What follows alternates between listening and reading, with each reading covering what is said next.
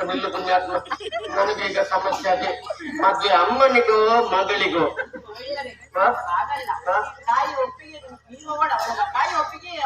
ಹಿರಿಯರ ಒಪ್ಪಿಗೆ ಆದ್ರೂ ನಾನು ಸಾಕಾಲದಲ್ಲಿ ಕೇಳಿದಾಗೆ ವಯಸ್ಸಾದದ್ದು ಗೊತ್ತೇ ಆಗುದಿಲ್ಲ ಅಂತ ಅಷ್ಟೇ.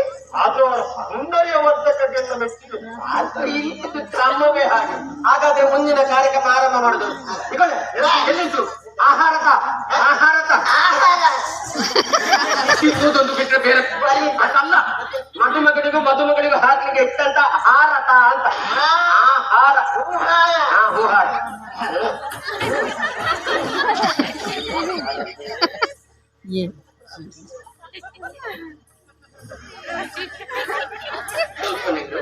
ಇದರಲ್ಲಿ ಯಾವುದು ಕಾರಣ? ಆ ಕಡೆ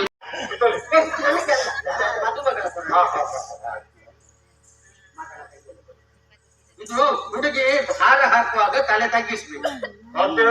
ಯಾಕೆ? ಇಷ್ಟವರೆಗೆ ನನ್ನ ಜೀವನದಲ್ಲಿ ನಿಜವಾಗಿ ವಿಷಯ ಹೌದು. ಯಾವ ಸಂದರ್ಭದಲ್ಲಿ ಕೂಡ ನಾವು ತಲೆ ತಗ್ಗಿಸಲೇಬಾರದು.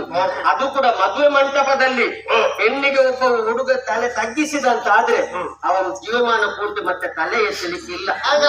ಆದ್ರೆ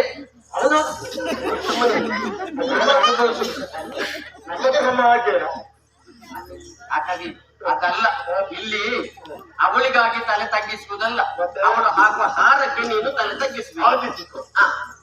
ಮುಂದೆ ಎದುರು ನಿಂತುಕೊಳ್ಳಿ.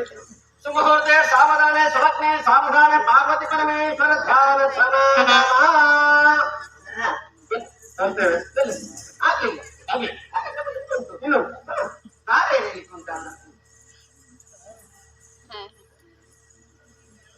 ಹಿರಿಯರ ಕಾಲದಿಂದ ಬಂದಂತ ಒಂದು ಸಂಪ್ರದಾಯ, ಇದನ್ನು ಬಿಡ್ಲಿಕ್ಕಾಗುದಿಲ್ಲ.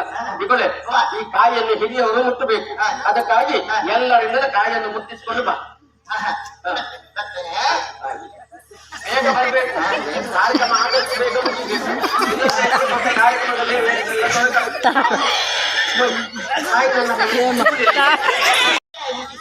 ಎಂತದನ್ನು ಮುಟ್ಟಿಸ್ತು ನೀವು?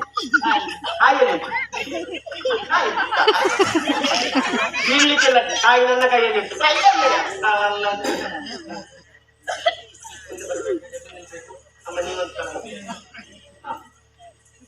ಗಂಗೆ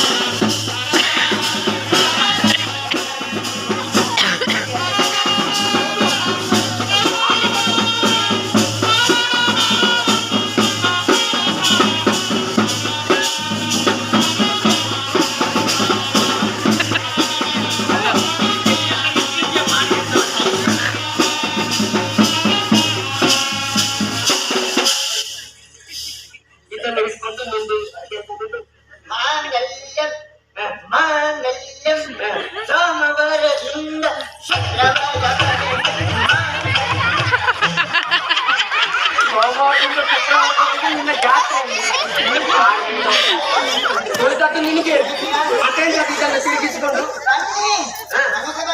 ಮನೆಗೆ ಬರದೆ ಮತ್ತೆ ಎಲ್ಲಿಗೆ ಹೋಗುದು? ನಮ್ಮದು ಯಾವಾಗ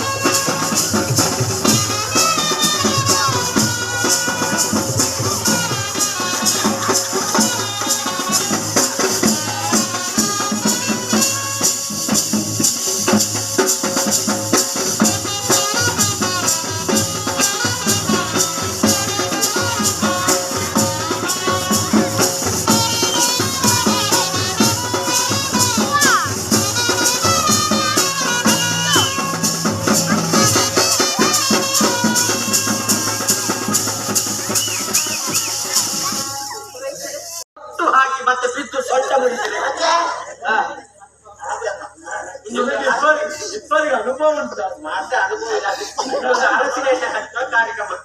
ಈಗ ಮಗಳಿಗೆ ಸ್ವಲ್ಪ ಎಣ್ಣೆ ತೆಪ್ಪ ಹಚ್ಚಲಿಕ್ಕೆ. ಬೇರೆ ಬುದ್ಧಿ. ನಾನು ಹೇಳಿದಾಗ ಹೇಳ್ಬೇಕು. ಕೆಂಡರಸ, ಬಂದರಸ, ಪ್ರಾಣದ ರಸ, ಪಟ್ಟದ ರಸ, ನಿನ್ನ ನಿಮಗೆ ಹೇಗೆ ಗೊತ್ತುಂಟು ಅಂತ. ಮಂಗನಂತ ಮುಖಕ್ಕೆ ಏನು ಸ್ವಾಮಿ ಮನೆಗೆ ಬರ್ತಿಲ್ಲ ಅಂತ ಹೇಳಿ ಗಡಿಬಿಡಿ ಮಾಡಬೇಡಿ. ಅವಸರದಲ್ಲಿ ಒಂದು 2 ಅಕ್ಷರ